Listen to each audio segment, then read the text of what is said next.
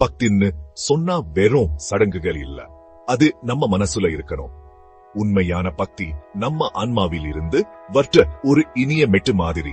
அது விடிய காலையில நம்ம மனசுல உருவாகுற ஒரு அமைதியான பிரார்த்தனை. அந்த நேரத்துல நம்ம உள்ளம் உருகுற அப்பாட்டு மாதிரி. நாம் முழுமையா அர்ப்பணிச்சிட்டா வாழ்க்கையில எவ்வளவு குழப்பம் இருந்தாலும் ஒரு அமைதியான உருவு கிடைக்கும். பக்தி நம்மளே ஒரு பெரிய சக்தியோடு இணைக்குது. ஒரு வழிகாட்டி விளக்கு மாதிரி கஷ்டமான நேரத்துல நம்மள் காப்பாத்துது. பணிவு, கருணை, தொடர்ந்து முயற்சி பண்றதுக்கு தேவையான வலிமை எல்லாத்தையும் பக்தி நமக்கு கத்துக் கொடுக்குது.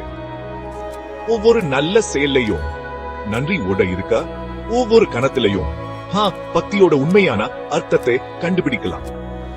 அது நம்ம பருந்துக்கர் அன்புலையும் நம்ம நம்பிக்கையிலேயும் நம்ம வளத்துக்க நம்பிக்கையிலையும் இருக்கு. சரி, வாங்க இந்த தெய்வீக பயணத்தை ஒன்னா ஆரம்பிப்போம். உங்க மனசு பக்தியோட வெளிச்சத்தால நிறையட்டும். அது எப்பவும் உங்களுக்கு வழிகாட்டும்.